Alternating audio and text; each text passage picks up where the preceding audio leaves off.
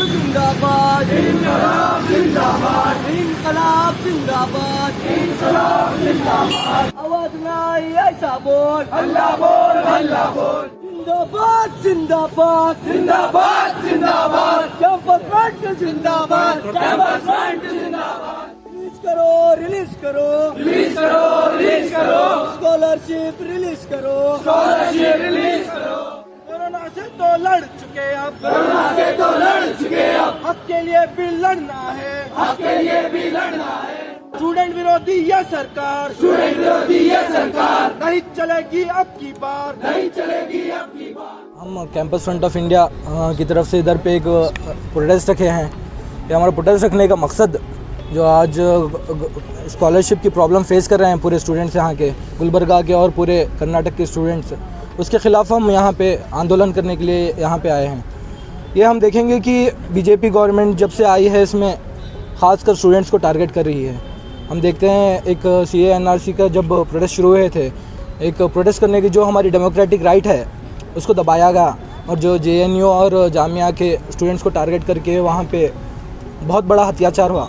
तो ये एक गवर्नमेंट का एक पूरा ये हमेशा का देखने का है कि स्टूडेंट्स को विरोध करती है, स्टूडेंट्स को आगे बढ़ने नहीं देती, उनको एजुकेट होने नहीं देती। तो उसी के वैसे ही आज हमको प्रॉब्लम फेस करने पे मजबूर कर रही है गवर्नमेंट, स्कॉलरशिप हमारी और KMDC पास नहीं करके।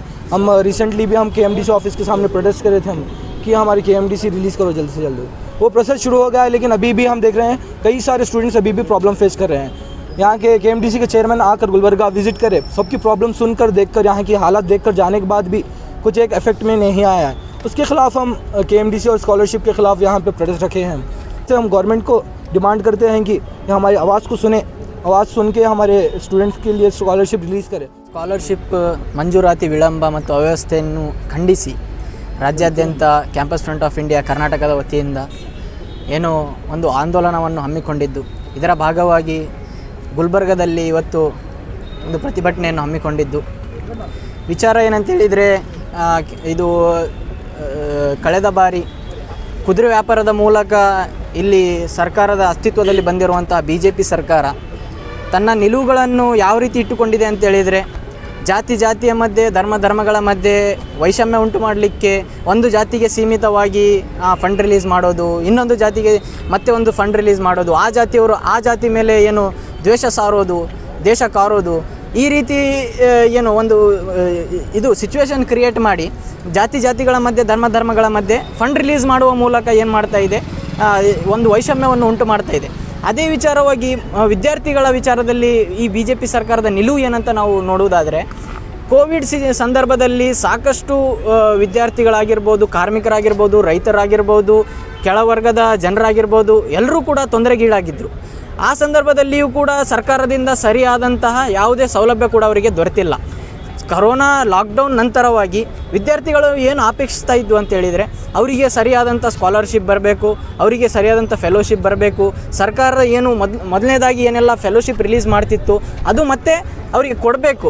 ಅದರಿಂದ ಏನಾಗಬಹುದು, ವಿದ್ಯಾರ್ಥಿಗಳ ಏನು ಅವರ ತಂದೆ ತಾಯಂದರು ಏನು ಪೇರೆಂಟ್ಸ್ ಇದ್ದಾರೆ, ಅವರು ಕೊರೋನಾದಿಂದ ಸಂಕಷ್ಟದಲ್ಲಿದ್ದು ಅವರಿಗೆ ಫೀಸ್ ಕಟ್ಟಲಾರದಂಥ ಸ್ಥಿತಿಯಲ್ಲಿ ಇರುವಾಗ ಸ್ಕಾಲರ್ಶಿಪ್ ಮೂಲಕ ಅವರು ತಮ್ಮ ವಿದ್ಯಾಭ್ಯಾಸವನ್ನು ಮುಂದುವರಿಸಲಿಕ್ಕೆ ಸಾಧ್ಯ ಆಗ್ಬೋದು ಎನ್ನುವಂಥ ಒಂದು ಸರ್ಕಾರದ ಮೇಲೆ ನಂಬಿಕೆಯನ್ನು ಇಟ್ಕೊಂಡಿದ್ರು.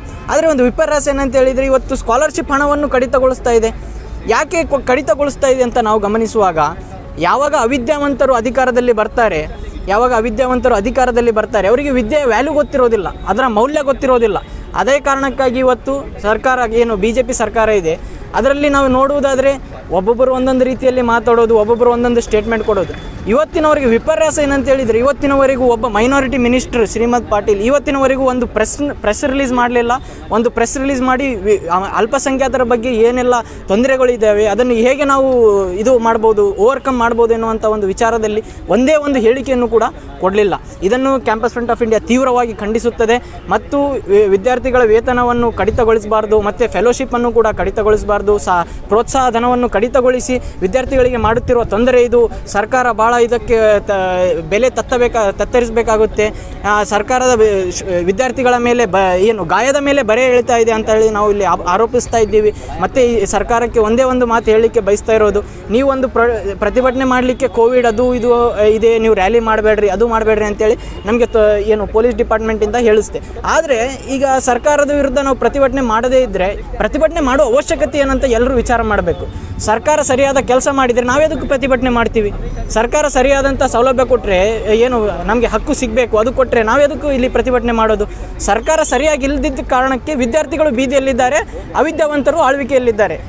ವಿದ್ಯಾವಂತರು ಏನು ಮಾಡ್ತಾ ಇದ್ದಾರೆ? ಸರ್ಕಾರದ ವಿರುದ್ಧ ಬೀದಿಗಿಳಿದಿದ್ದಾರೆ. ಅವಿದ್ಯಾವಂತರು ಏನು ಮಾಡ್ತಾ ಇದ್ದಾರೆ? ರಾಜಕೀಯದಲ್ಲಿ ಇವತ್ತು ಮುಂದುವರೆದಿದ್ದಾರೆ. ಅದೇ ಕಾರಣಕ್ಕಾಗಿ ಎಲ್ಲ ಗುಲ್ಬರ್ಗ ವಿದ್ಯಾರ್ಥಿಗಳು ಮತ್ತು ಕರ್ನಾಟಕದ ವಿದ್ಯಾರ್ಥಿಗಳ ಪರವಾಗಿ ನಾವು ಹೇಳ್ತಾ ಇದ್ದೀವಿ, ತಕ್ಷಣವಾಗಿ ಈ ಒಂದು ವಿಚಾರದಲ್ಲಿ ಸರ್ಕಾರ ಸ್ಪಂದಿಸಬೇಕು. ಇಲ್ಲದಿದ್ದರೆ ಇದಕ್ಕೆ ಪ್ರತಿಯಾಗಿ ಉಗ್ರ ಹೋರಾಟವನ್ನು ನಾವು ಕ್ಯಾಂಪಸ್ ಫ್ರಂಟ್ ಆಫ್ ಇಂಡಿಯಾದಿಂದ ರಾಜ್ಯಾದ್ಯಂತ ಹಮ್ಮಿಕೊಳ್ತೇವೆ.